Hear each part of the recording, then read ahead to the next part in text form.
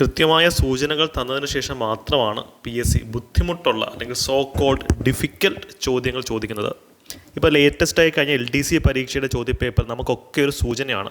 ഇനി വരാൻ പോകുന്ന ഡിഗ്രി ലെവൽ, LDC, +2 ലെവൽ പരീക്ഷയ്ക്കൊക്കെ ഇവിടെ നിന്നുള്ള അസോസിയേറ്റഡ് ഫാക്റ്റുകളും ഇതേ ചോദ്യങ്ങൾ തന്നെ റിപ്പീറ്റ് ചെയ്യും. റീസെൻ്റായി ഞങ്ങൾ റിപ്പീറ്റ് ചെയ്യുമെന്ന് പറഞ്ഞ ചോദ്യം അതുപോലെ വന്നിരുന്നു. വിത്ത് പ്രൂഫ് നമ്മൾ കമ്മ്യൂണിറ്റി ടാബിൽ അത് കാണിച്ചു കൊടുത്തിട്ടുണ്ട്. അപ്പോൾ അത്തരത്തിൽ വരാൻ സാധ്യതയുള്ള ചോദ്യങ്ങളൊക്കെ നമുക്ക് നോക്കാം. ഈ LDC 2024 അല്ലെങ്കിൽ ഡിഗ്രി ലെവൽ പരീക്ഷ സീരിയസ് ആയി എഴുതുന്ന വ്യക്തിയാണ് നിങ്ങളെങ്കിൽ ഇത് സ്കിപ്പ് ചെയ്യാതെ പൂർണ്ണമായും കാണുക. വാല്യുബിൾ ആയിട്ടുള്ള പല ഫാക്റ്റുകളും കാണും. ഇന്നത്തെ ക്ലാസ്സിൻ്റെ നോട്ട്സ്, അതായത് ചില ചോദ്യങ്ങളൊക്കെ എവിടുന്ന എന്ന ആൾക്കാർ ചോദിക്കുന്നുണ്ട്. ആ ചോദ്യങ്ങളുടെ സോഴ്സ് സഹിതമുള്ള നോട്ട്സ് ഞാൻ ടെലിഗ്രാം ചാനലിൽ ഇടുന്നതായിരിക്കും. ചാനലിൻ്റെ ലിങ്ക് നമ്മുടെ കമൻറ്റ് സെക്ഷനിൽ പിൻ ചെയ്തിട്ടുണ്ടാവും. നിങ്ങൾക്ക് ചാനലിലേക്ക് വരാം. അവിടെ നമ്മളിടുന്ന ഡെയിലി ഇടുന്ന മോക്ക് ടെസ്റ്റ് ദയവായി അറ്റൻഡ് ചെയ്യുക. വളരെ റിസർച്ച് ബേസ്ഡ് ആയിട്ടുള്ള മുൻകാല വർഷ ചോദ്യങ്ങളാണ് അവിടെ ഇടുന്നത്. അത് ചെയ്താൽ തന്നെ നിങ്ങൾക്ക് നല്ല രീതിയിൽ മാർക്ക് ബൂസ്റ്റ് ചെയ്യാൻ സാധിക്കും. മാത്രമല്ല ടെലിഗ്രാം ഫാമിലി മെമ്പേഴ്സ് ആവുക, കമ്മ്യൂണിറ്റി ടാബിലേക്ക് വരിക, നമുക്ക് ഒരുമിച്ചിരുന്ന് പഠിക്കാമെന്നേ. അപ്പോൾ ലിങ്ക് വർക്ക് ആയില്ലെങ്കിൽ അനധി വ്ളോഗ്സ് ഒന്ന് സെർച്ച് ചെയ്താൽ മതി കേട്ടോ. അപ്പോൾ നമുക്ക് നേരത്തെ ചോദ്യത്തിലേക്ക് പോകാം. ഇപ്പോൾ വന്ന കഴിഞ്ഞ LDC പരീക്ഷയ്ക്ക് ഇന്നലെ മെനിയാന്ന് ഈ ഒരു പരീക്ഷയിൽ വന്നൊരു ചോദ്യമാണത്. ഇന്ത്യയിൽ ആരാണ് നിയോജക മണ്ഡലങ്ങളിൽ സംവരണ മണ്ഡലങ്ങൾ തീരുമാനിക്കുന്നതെന്ന് കണ്ടെത്തുക. നമ്മളിത് കഴിഞ്ഞ വീഡിയോയിൽ പറഞ്ഞിരുന്നായിരുന്നു. +2 ലെവൽ സിവിൽ എക്സൈസ് ഓഫീസറിൻ്റെ പരീക്ഷയിൽ സമാനമായ ചോദ്യം വന്നു. അപ്പോൾ അവിടുത്തെ അസോസിയേറ്റഡ് ഫാക്ടറി പറഞ്ഞപ്പോൾ ഇതിനി ഒരു ട്രെൻഡിങ് ചോദ്യമായിരിക്കും നമ്മൾ പറഞ്ഞതാണ്. ബിക്കോസ് എല്ലാവരും അബദ്ധം പറ്റി തെരഞ്ഞെടുപ്പ് കമ്മീഷനെ ചൂസ് ചെയ്യും. അത് തെറ്റാണ്. ഇതിന് യഥാർത്ഥ ആൻസർ ഡീലിമിറ്റേഷൻ കമ്മീഷൻ എന്ന് പറയുന്നൊരു കമ്മീഷനാണ്. അതിൻ്റെ മലയാളമാണ് അതിർത്തി നിർണ്ണയ കമ്മീഷൻ. നമ്മുടെ സിവിൽ സർവീസസിലെ വളരെ പ്രധാനപ്പെട്ട ടോപ്പിക്കാണിത്. ആ നിലവാരത്തിലേക്ക് ചോദ്യങ്ങൾ പൊയ്ക്കൊണ്ടിരിക്കുകയാണ്. ഇപ്പോൾ ഞാൻ ക്ലാസ്സിൽ പറഞ്ഞൊരു വിദ്യാർത്ഥി കമൻറ്റ് ചെയ്തതാണ്.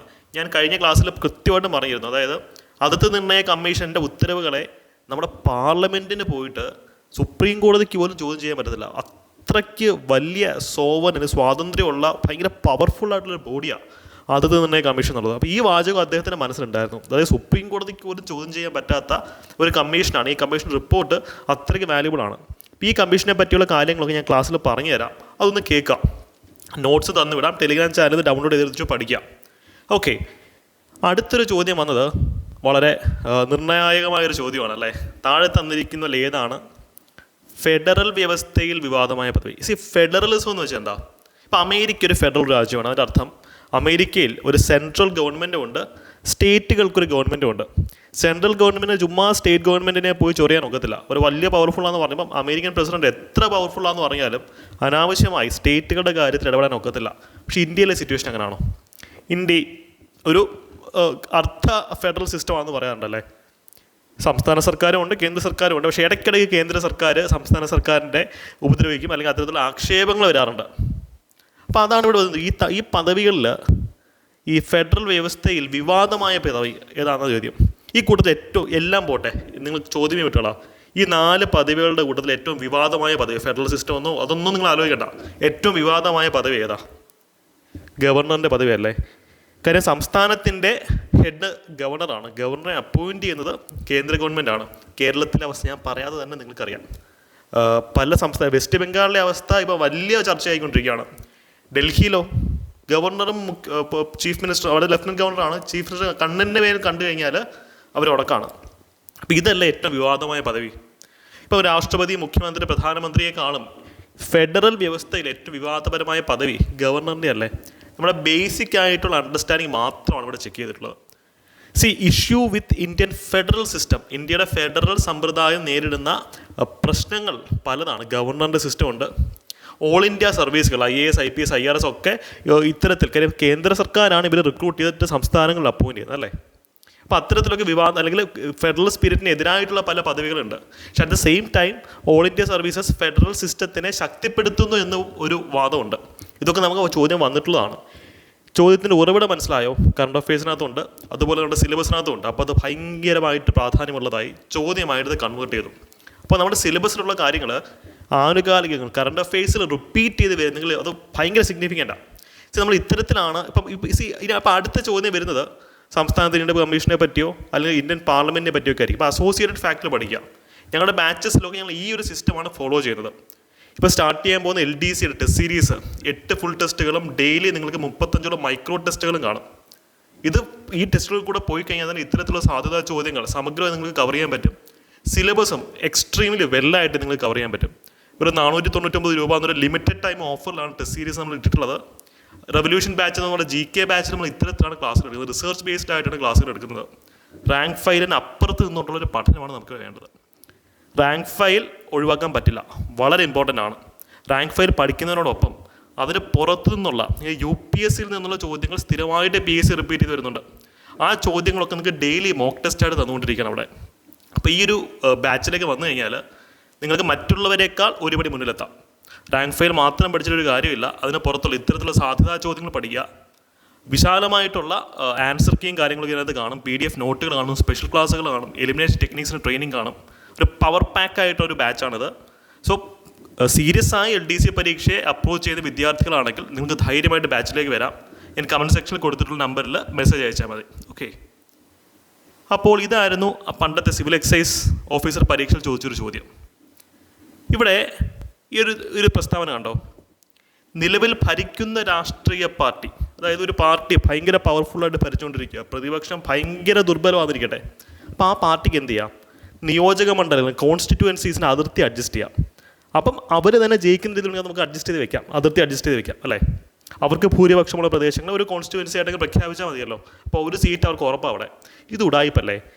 അപ്പോൾ സർക്കാർ എത്ര പവർഫുൾ ആണെങ്കിൽ ഈ പരിപാടി ചെയ്യാൻ പറ്റും.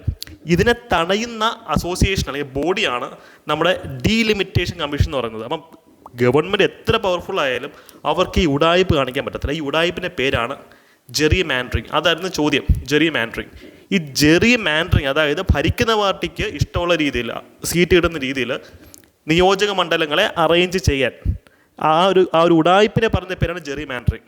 ഇതിനെ തടഞ്ഞെങ്കിലും നമ്മുടെ ജനാധിപത്യത്തിന് നിലനിൽപ്പുള്ളൂ അല്ലേ? അതുകൊണ്ട് ജെറി മാൻഡറിങ്ങിനെ തടയാനായിട്ട് വന്ന അസോസിയേഷനാണ്, ഒരു ബോഡിയാണ്, ഒരു ഇൻഡിപെൻഡൻറ്റ് ബോഡിയാണ് അതിർത്തി നിർണ്ണയ കമ്മീഷൻ, ഡീലിമിറ്റേഷൻ കമ്മീഷൻ. അപ്പോൾ അതിൻ്റെ പോയിന്റുകൾ ഞാനിവിടെ ഒന്നും കൂടെ കൊടുത്തിട്ടുണ്ട്, നിങ്ങളൊന്ന് വായിച്ചു നോക്കുക. ആർട്ടിക്കിൾ 82 ഇതിനെപ്പറ്റി പറയുന്നത്. ഇതിനെ അപ്പോയിൻറ്റ് ചെയ്യുന്നത് ഇന്ത്യയുടെ പ്രസിഡൻ്റാണ്, പക്ഷേ എക്സ്ട്രീംലി പവർഫുൾ ബോഡിയാണ്. സുപ്രീം കോടതിക്കോ ഇന്ത്യൻ പാർലമെൻറ്റിനോ പോലും ഇതാണ് കോൺസ്റ്റിറ്റ്യുവൻസീസിൻ്റെ അതിർത്തി എന്നുള്ളത് ഇവർ സെൻസസിൻ്റെയും ശാസ്ത്രീയമായിട്ടുള്ള കാര്യത്തിൻ്റെ ബേസിസിൽ ക്രിയേറ്റ് ചെയ്യും കോൺസ്റ്റിറ്റ്യുവൻസീസിനെ. ആർക്കും ഒരു മുൻതൂക്കം ഇല്ലാത്ത രീതിയിലാണ്. അപ്പം ഇവരുടെ ഉത്തരവുകൾ അത്രത്തോളം സയൻറ്റിഫിക്കും ശരിയുമായിരിക്കും. അതുകൊണ്ട് തന്നെ ഇവരുടെ ഉത്തരവുകളെ അട്ടിമറിക്കാൻ ആർക്കും പറ്റത്തില്ല. അത് ജെറി മാൻഡറിങ് ഇവരാണ് തടയുന്നത് ഇന്ത്യയിൽ. അതുകൊണ്ട് തന്നെ ഇവരുടെ ഉത്തരവുകളെ അട്ടിമറിക്കാൻ സുപ്രീം കോടതിക്ക് പോലും ചോദ്യം ചെയ്യാൻ ഒക്കത്തില്ല. ഇന്ത്യൻ പാർലമെൻറ്റ്, അത് ഇന്ത്യൻ ജനാധിപത്യ വ്യവസ്ഥയുടെ അമ്പലമാണ് പാർലമെൻറ്റ് എന്ന് പറയുന്നത്, ടെമ്പിൾ ഓഫ് ഡെമോക്രസി, നമ്മുടെ റെപ്രസെൻറ്റേറ്റീവ്സ് ഇരിക്കുന്ന സ്ഥലം. അവർക്ക് പോലും ഇതിനെ തടയാനൊക്കത്തില്ല ഇവരുടെ ഉത്തരവുകൾ. ഇവർ അത്രത്തോളം ട്രൂത്ത്ഫുള്ളായിട്ടുള്ള ഉത്തരവുകളാണ് ഇവരിടുന്നത്. ഗവൺമെൻറ്റിൻ്റെ ഇൻഫ്ലുവൻസ് കുറയ്ക്കാനാണ് ഇവരിത് ചെയ്യുന്നത് അല്ലേ? അപ്പം ഇതൊക്കെ നമ്മൾ UPSCയിൽ പഠിപ്പിക്കുന്ന പോയിൻറ്റ്സ് ആണ്. ഇവിടെ നിന്നാണ് ചോദ്യങ്ങൾ വന്നിട്ടുള്ളത്. SCRTയിലും കവേർഡ് ആണ് കേട്ടോ, പക്ഷേ ചോദ്യം വരാത്തൊരു ഏരിയ ആണ്. ഇവിടെയാണ് SCRTയുടെ സിഗ്നിഫിക്കൻസ്, അതിൻ്റെ പ്രാധാന്യം നിങ്ങൾ മനസ്സിലാക്കേണ്ടത്. ഈ ഒരു ചോദ്യം വളരെ ഡിഫിക്കൽട്ടായിട്ടുള്ളൊരു ചോദ്യമായിരുന്നു. ഇപ്പം കഴിഞ്ഞ LDCയിൽ ചോദിച്ചതാണ്. ഇവിടെ നിന്നാണ് നമുക്ക് ഇനിയുള്ള ചോദ്യങ്ങൾ വരാൻ പോകുന്നത്. അപ്പോൾ ഇതൊരു സൂചനയാണെന്ന് തന്നെ മനസ്സിലാക്കാം. ചോദ്യം എന്തായിരുന്നു? തോമസ് ഹെയർ, ഇദ്ദേഹം ഏക കൈമാറ്റ വോട്ട് വ്യവസ്ഥ, നമ്മൾ സിംഗിൾ ട്രാൻസ്ഫറബിൾ വോട്ട് സിസ്റ്റം എന്നൊക്കെ പറഞ്ഞാൽ പഠിപ്പിക്കുന്ന ടോപ്പിക്കാം. ഇത് കണ്ടെത്തിയത് തോമസ് ഹെയറാണെന്ന് നമുക്കറിയാം. പക്ഷേ ഏത് കൃതിയിലാണ് അദ്ദേഹം ഈ വ്യവസ്ഥയെ അവതരിപ്പിക്കുന്നത് എന്നുള്ള ചോദ്യമുണ്ട്. പ്രൊവിഷണൽ ആൻസറിങ് കൊടുത്തിട്ടുള്ള ഉത്തരം തെറ്റാണ്. ഈ ചോദ്യം എവിടെ നിന്ന് വന്നു എന്ന് നമുക്ക് നോക്കിയിട്ട് ഇതിൻ്റെ ഉത്തരത്തിലേക്ക് നമുക്ക് പോകാം അല്ലേ? ഇത് +1 SCRTയിലുള്ളൊരു ചോദ്യമാണ് കേട്ടോ. +1 SCRTയിൽ കൃത്യമായും കൊടുത്തിട്ടുള്ളൊരു ചോദ്യമാണ് ഹെയർ വ്യവസ്ഥ. ഈ SCRT ഞാൻ ടെലിഗ്രാമിൽ ഇട്ടേക്കാം. ഈ ചാപ്റ്ററിൽ നിന്നുള്ള ബാക്കി ഏരിയാസിൽ നിന്നും ചോദ്യങ്ങൾ വരും. അത് ഒന്ന് പഠിക്കാൻ ശ്രമിക്കുക. ഈ ആനുപാതിക പ്രാധാന്യ വ്യവസ്ഥ എന്നൊരു സിസ്റ്റം ഉണ്ട് അല്ലേ? പ്രപ്പോർഷണൽ റെപ്രസെൻറ്റേഷൻ എന്ന് പറയും. ഇസ്രായേലിലൊക്കെ ഫോളോ ചെയ്യുന്ന സിസ്റ്റത്തിലൊന്നും അതാണ്. ഇന്ത്യയിൽ നമ്മൾ first past the post system എന്നാണ് പറയുന്നത്. തൽക്കാലം ഞാൻ അതിലേക്ക് ഡീപ്പായിട്ട് പോകുന്നില്ല. ഈ ടോപ്പിക്കിൽ നിങ്ങൾക്കൊരു ക്ലാസ് വേണമെങ്കിൽ പറഞ്ഞാൽ നമുക്കൊരു യൂട്യൂബ് വീഡിയോ അതിൽ ചെയ്യാം.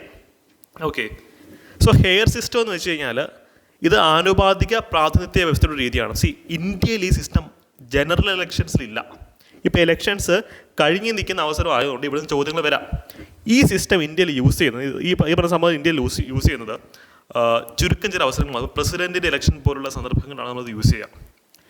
ഈ ഒരു സിസ്റ്റത്തിനെ പറ്റി ഇദ്ദേഹം ആദ്യമായി മെൻഷൻ ചെയ്ത് നിർദ്ദേശിക്കുന്നത് മെഷീനറി ഓഫ് റെപ്രസെൻറ്റേഷൻ എന്ന കൃതിയിലാണ്. പക്ഷേ ഇതിനെ അദ്ദേഹം കുറേ ആശയങ്ങളും കൂടെ കൂട്ടിച്ചേർത്ത് കുറച്ചും കൂടെ പെർഫെക്റ്റായിട്ട് ചെയ്യുന്നത് ദ എലക്ഷൻ ഓഫ് റെപ്രസെൻറ്റേറ്റീവ് എന്ന കൃതിയിലാണ്. ഓക്കെ, അപ്പോൾ അപ്പോൾ ഇതിന് ആൻസറായിട്ട് വരുന്നത് മെഷീനറി ഓഫ് റെപ്രസെൻറ്റേഷൻ അല്ലെങ്കിൽ പ്രാതിനിധ്യത്തിൻ്റെ മെഷീനറി എന്ന് പറയുന്ന കൃതിയിലാണ് കൃത്യമായിട്ട് പറഞ്ഞിട്ടുള്ളത് ഓർത്തിരിക്കാം. ഈ ഇതിനെ വിളിക്കുന്ന മറ്റൊരു പേരാണ് ഏക കൈമാറ്റ വോട്ട് വ്യവസ്ഥ, ഹെയർ വ്യവസ്ഥ, സിംഗിൾ ട്രാൻസ്ഫറബിൾ വോട്ട്. നമ്മൾ ലക്ഷ്മി അതിലോ കൊടുത്തിട്ടുള്ളതാണ്, പ്രസിഡൻഷ്യൽ ഇലക്ഷൻ നമ്മൾ യൂസ് ചെയ്യുന്നതാണ്. ഓക്കെ, അപ്പോൾ ഈ ഒരു സിസ്റ്റമാണ് ഹെയർ വ്യവസ്ഥ എന്ന് പറയുന്നത്. ഇതിനോട് ചേർത്ത് വേണം നിങ്ങൾ ലിസ്റ്റ് സിസ്റ്റം പഠിക്കാൻ. ലിസ്റ്റ് സമ്പ്രദായം എന്ന് പറയും. ഇതും പ്രൊപ്പോർഷണൽ റെപ്രസെൻറ്റേഷൻ്റെ മറ്റൊരു വിഭാഗമാണ്. ഞാൻ ഈ വീഡിയോയിൽ പറയുന്നത് കുളമാക്കുന്നില്ല. നിങ്ങൾ കമൻറ്റ് സെക്ഷനിൽ പറയുകയാണെങ്കിൽ നമുക്ക് ഈ ഒരു ടോപ്പിക്ക് സമഗ്രമായിട്ട് തന്നെ പഠിക്കാം. കാര്യം വർക്കിംഗ് ഓഫ് ദി കോൺസ്റ്റിറ്റ്യൂഷൻ എന്ന് പറയുന്ന അല്ലെങ്കിൽ ഇന്ത്യൻ ഭരണഘടനയുടെ പ്രവർത്തനം എന്ന് പറയുന്നത് വളരെ പ്രാധാന്യം അർഹിക്കുന്ന ഒരു ചാപ്റ്ററാണ്. നമുക്ക് ഇനി അവിടെ നിന്ന് ചവറുപോലെ ചോദ്യങ്ങൾ വരും. ഓക്കെ, അപ്പോൾ ദയവായി ഈ ഒരു PDF ഡൗൺലോഡ് ചെയ്തിട്ട് പഠിക്കുക കേട്ടോ. Push the competition. കാര്യം നിങ്ങൾ വെറൊരു മത്സരാർത്ഥിയായിട്ട് മുന്നോട്ട് പോയിട്ട് കാര്യമില്ല. നിങ്ങളായിരിക്കണം കോമ്പറ്റീഷൻ പുഷ് ചെയ്യേണ്ടത്. ഓക്കെ, കട്ട് ഓഫ് നിർണ്ണയിക്കുന്നത് നിങ്ങളായിരിക്കണം. പല ആൾക്കാരും പേടിക്കുന്നത് അയ്യോ കട്ട് ഓഫ് എത്ര ആയിരിക്കും എന്നുള്ള പേടിയിലാണ് അവർ. പക്ഷേ ആ കട്ട് ഓഫ് പുഷ് ചെയ്യുന്നത്, മുകളിലേക്ക് പുഷ് ചെയ്യുന്നത് നിങ്ങളാണെന്നുള്ള കോൺഫിഡൻസ് നിങ്ങൾ മുന്നോട്ട് പോവുകയാണെങ്കിൽ നിങ്ങളുടെ പെർഫോമൻസ് മറ്റൊരു തരത്തിലേക്ക് മാറും. അതിന് ആത്മവിശ്വാസമാണ് വേണ്ടത്. ഈ വീഡിയോ കാണുന്ന ഓരോ ആൾക്കും അതിനുള്ള ബുദ്ധിയും ആത്മവിശ്വാസമൊക്കെ ഉണ്ട്. സ്കൂൾ ടെക്സ്റ്റുകൾ തന്നെ ഫോക്കസ് ചെയ്ത് പഠിക്കുക. ഇത്ര UPSC പോയിന്റുകൾ ഒന്ന് ഫോക്കസ് ചെയ്യുമ്പോൾ കുറച്ചുകൂടെ മുന്നിലേക്ക് എത്താൻ സാധിക്കും. ഓക്കെ, കാര്യം എല്ലാവരും ഉത്തരം ചെയ്യുന്ന ചോദ്യങ്ങൾ ഉത്തരം ചെയ്യുമ്പോഴല്ല, മറ്റുള്ളവർക്ക് കിട്ടാൻ ബുദ്ധിമുട്ടുള്ള ചോദ്യങ്ങൾ ആൻസർ ചെയ്യുമ്പോഴാണ് നമുക്ക് കൂടുതൽ റാങ്ക് കിട്ടുന്നത് അല്ലേ. മാസ് റിക്രൂട്ട്മെൻ്റ് ആണ്. 1 മാർക്കിൻ്റെ പേരിലും റാങ്കിലും വലിയ വ്യതിയാനം വരും. നിങ്ങൾ ഓരോരുത്തരും നിങ്ങളുടെ ഡിസ്ട്രിക്റ്റിലെ ടോപ്പേഴ്സ് ആയിരിക്കണം. അപ്പോൾ ഈ വീഡിയോയെ പറ്റിയുള്ള നിങ്ങളുടെ അഭിപ്രായങ്ങൾ കമൻറ്റ് സെക്ഷനിൽ പറയാം കേട്ടോ. എഗെയിൻ നിങ്ങളുടെ സപ്പോർട്ട് നിങ്ങൾക്ക് സബ്സ്ക്രിപ്ഷനിൽ കൂടെയും ലൈക്സിൽ കൂടെയും ഒക്കെ ഞങ്ങൾക്ക് തരാവുന്നതാണ്. കാര്യം നിങ്ങളാണ് ചാനലിനെ മുന്നോട്ട് നയിക്കേണ്ടത്. ഇതൊരു സ്റ്റുഡൻസിൻ്റെ ഒരു കമ്മ്യൂണിറ്റിയാണ്. ആ സപ്പോർട്ട് തുറന്നും പ്രതീക്ഷിക്കുന്നു. Thank you, by.